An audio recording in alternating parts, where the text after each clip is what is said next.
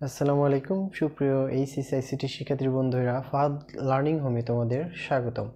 আজকের তোমাদের আলোচনার বিষয় হচ্ছে বাইনারি টু অক্টাল কনভার্সন। তো চলো যাই বোর্ডে।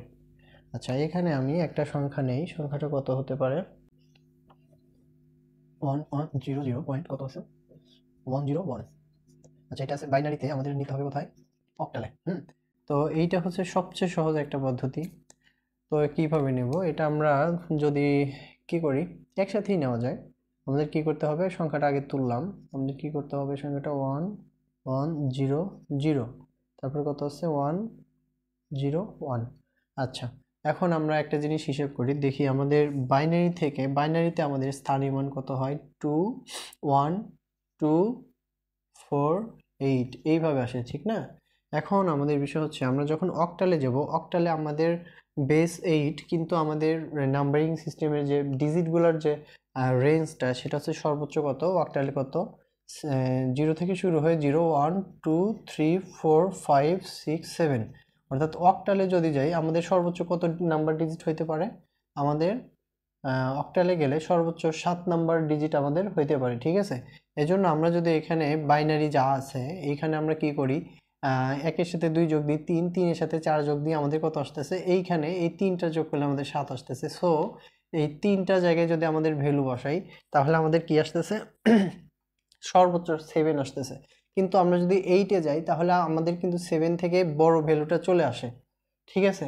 এই জন্য আমরা কি করব, আমরা এই 8টা নেব না, আমরা শুধু কি করব, আমরা শুধু অক্টালের ক্ষেত্রে যেটা করব, যতগুলো ডিজিট দেওয়া আছে প্রত্যেকটাকে এইভাবে আমরা 3টা পর্যন্ত ঘর মানে সাজাবো, অর্থাৎ 3টা করে নিব। অর্থাৎ দশমিক যদি থাকে তাহলে তো ভালো, দশমিক যদি না থাকে তাহলে আরও ভালো। আমাদের কি করতে হবে, একদম ডান থেকে পূর্ণ অংশটুকু, আমাদের ইন্টিজার অংশটুকু কি করতে হবে, 3 করে আমাদের মিলাইতে হবে। তাহলে এখানে 4টা ডিজিট আছে, তো এখানে 4টা ডিজিটের মধ্যে কি আছে, এখানে প্রথমে 3টা আমরা মিলায় নিলাম, এভাবে নিলাম, তারপর আর একটা বাদ থাকে। এখন আমাদের যদি 3টা মিলাতে হয় আরও, তাহলে আমাদের এখানে কি করতে হবে, এর বাম পাশে আমাদের আরও 2টা শূন্য দিতে হবে। আর পূর্ণ সংখ্যার ক্ষেত্রে বামে যেটা ভ্যালুয়েবল কোনো ডিজিট, সেটার বামে কোনো শূন্য দিলে সেই শূন্যর কোনো কি থাকে না, ভ্যালু থাকে না। সেজন্য আমরা কি করব, আমরা 3 করে মেলানোর জন্য আমরা কি করলাম, এই একের বামে আরো 2টা শূন্য দিলাম, ঠিক আছে? এই শূন্য থাকলেও যে মান, না থাকলেও সে মান, সো এই জন্য এটা দিলাম। আর এখানে ঠিক ওইভাবে দশমিকের পরে এই বাম থেকে ডান দিকে 3টা করে মিলাতে হবে। তো এখানে যেহেতু 3টা আছে, তো এখানে আর মেলানোর দরকার নাই। এখন কি করব, আমরা এই যে 3টা, এই 3টার ভ্যালু বের করব এখান থেকে। 3টা যে স্থানীয় মান আমরা বাইনারি নিয়েছিলাম, অর্থাৎ প্রথমে কত আছে? 0। এজন্য এদিকে 4 এর নিচে 0, তারপরে কত আছে? 0। 2 এর নিচে 0, তারপরে কত আছে? 1। এই 1 এর নিচে 1। তাহলে যতগুলোর নিচে আমাদের 1 থাকবে, শুধু ঠিক ততগুলো যোগ দিতে হবে। তো এখানে শুধু একের নিচে 1 আছে, সো এগুলো আমাদের বাদ। তাহলে আমাদের এই এতটুকুর ভ্যালু আমাদের বাইনারি থেকে হেক্সাডেসিমাল, সরি, অক্টালের ভ্যালু আসতেছে কত? 1। এখন এখানে কত আছে? 100।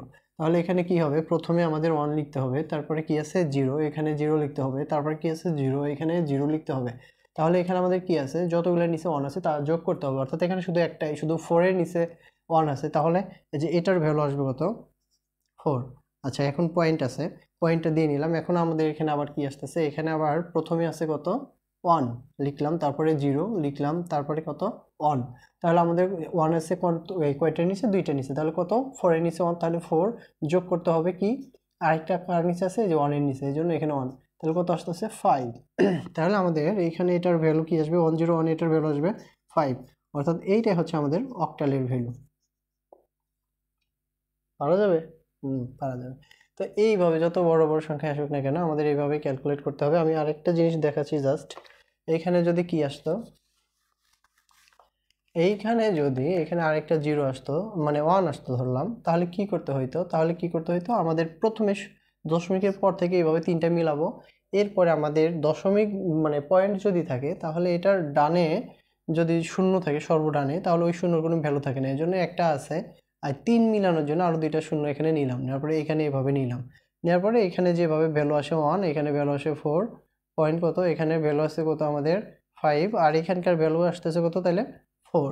তো এটা হচ্ছে, এটা হয়তো তখন অ্যান্সার, জাস্ট এতটুকুর অ্যান্সার এটা হয়তো, ঠিক আছে? ঠিক আছে, তাহলে বাইনারি টু অক্টাল এইখানে আমাদের যে কনভার্সন, এটা এই পর্যন্তই থাক। তো দেখা হবে পরবর্তী কোনো ভিডিওতে। এ পর্যন্ত সবাই ভালো থাকুন, সুস্থ থাকুন। আল্লাহ হাফেজ।